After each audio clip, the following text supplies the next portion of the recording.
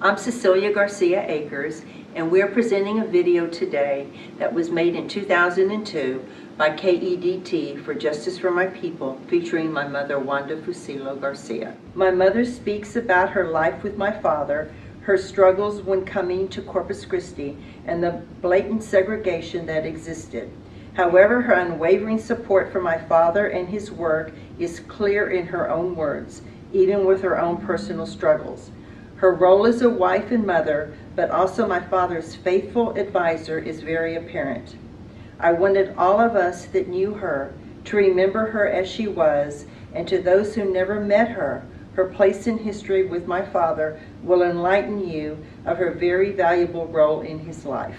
Please enjoy this video by Jay Sanchez.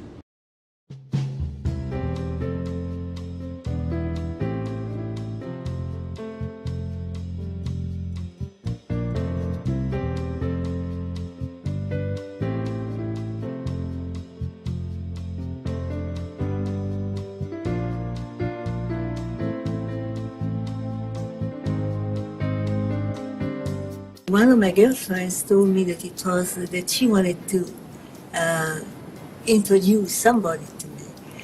So I went there after work, and there he was. And since then, he never let me alone. He kept on coming, and he took us to picnics, driving in a big ambulance of his because he was in the medical corps. We were all going together. Just my brothers, myself, our girlfriends, our boyfriends, everything. We had a lot of fun.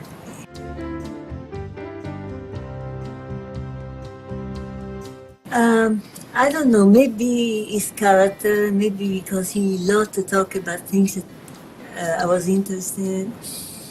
Well, he was a little intimidating at the beginning because he was older, and we were all young people. But anyway, we started to like him very much. But as far as coming here and marrying him, I didn't make up my mind that sudden. You know, I had to have some time to think. But finally, I decided, yes, I will give him a chance. In fact, he left over there, and then he came back from Germany, bringing his permit, army permit for marriage. I didn't know anything about it. He said he had already got the army permit, so we were going to get married. So I didn't marry him.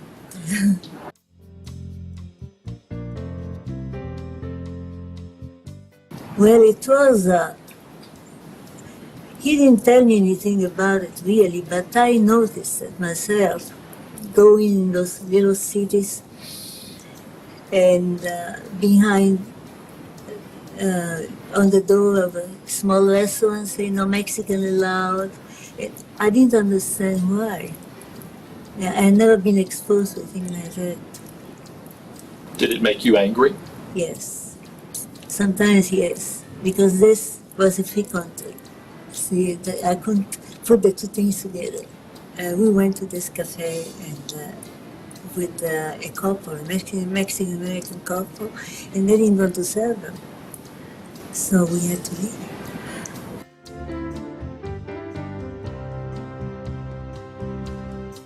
Well, he had several threats, even bombing the house and killing him. And I was afraid. I was afraid for him and for the children. Some one of us could get killed or could get hurt, or they could maybe kidnap one of my children.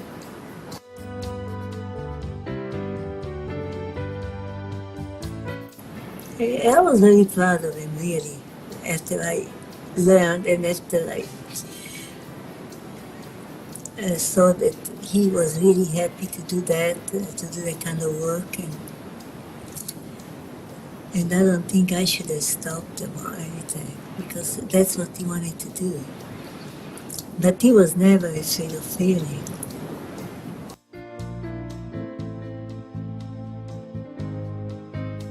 Well, he was only a doctor at that time. I enjoyed it. Then after the GI Forum, well, he didn't do too much at the beginning.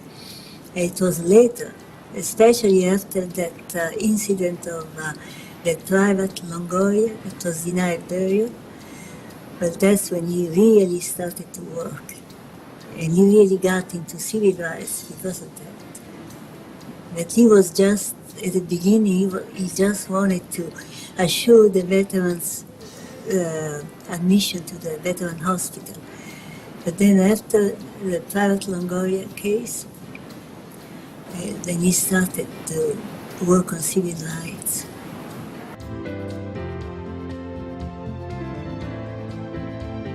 He was not really full of himself or anything. He was a very modest man. And he would befriend everybody. But he thought that he could do something. It wasn't just to get revenge or something. It was he wanted to really help people. All kind of people, all those that were not only the Mexican Americans.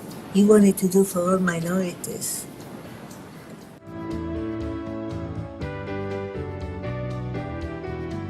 He wanted the GFON to be a family organization.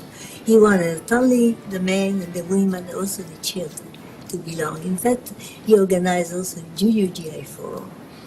And, later, after the women were organized, that was in his mind. He always thought that GI Forum is a family organization.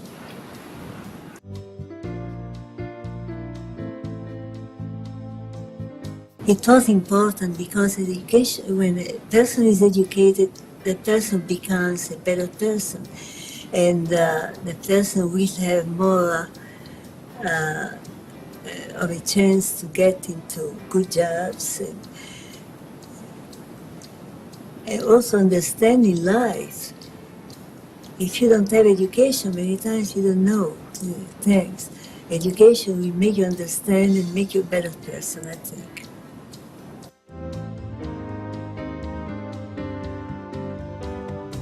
Many times I took the phone. It was usually one of his Secret Service they would call, and they said that you wanted to speak to Dr. Heptager. And so I would just call them, and you would go to the phone. Yes, Mr. President. He was really proud of that. But he spoke to a lot of presidents, including President Clinton. Kennedy was his favorite, I would say, yes, because Kennedy started at a time when civil rights were not there, and he did a lot of things to help my husband's work.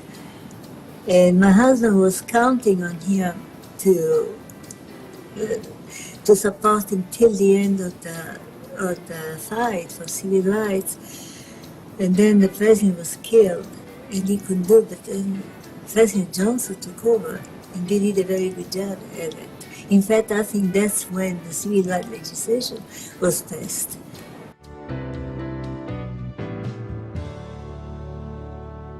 I think when he got that medal over there, the Medal of Freedom, President Reagan, he was really, really proud. Over the years, he has faithfully represented our government on numerous occasions overseas and domestically. Dr. Hector Garcia is a credit to his family and community and to all Americans. Through his efforts, based on a deep belief in traditional American ideals, he has made this a better country.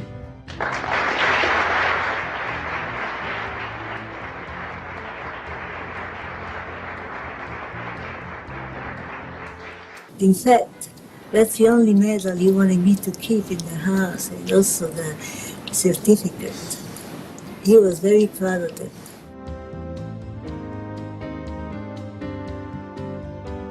He never asked him for insurance or even to pay. At times the secretaries would try to turn them down, and he would come out and say, "Let him in, he's sick." And he would see him with nothing, for nothing. He was doing that as part of his religious beliefs. He was very religious. He believed that we were all created equal, you see, and he really believed that. So he just couldn't stand seeing part of the people, especially the poor one, without any help. And he tried to help.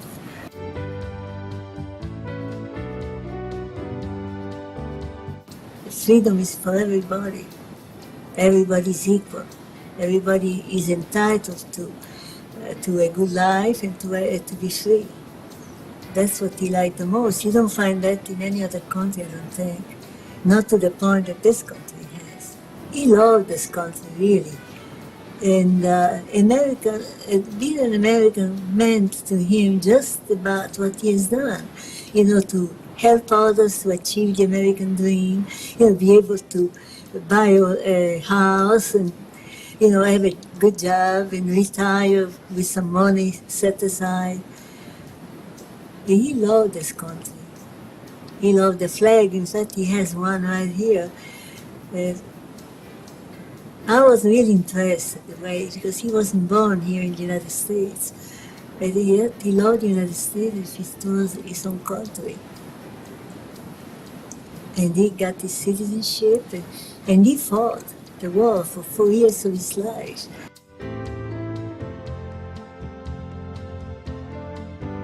He still thought that there was work to be done. He really thought so. But he knew that he had made a stride. In fact, now I remember when I first came here, Mexican Americans just had million jobs. I didn't meet a single doctor or lawyer, at least in Corpus Christi. I met a lawyer from San Antonio, but just about all. And now you have so many of them, and they go into the legislature, they go everywhere. I think his work did that. Thank you for joining us today in sharing my mother Wanda's contributions to my father's life.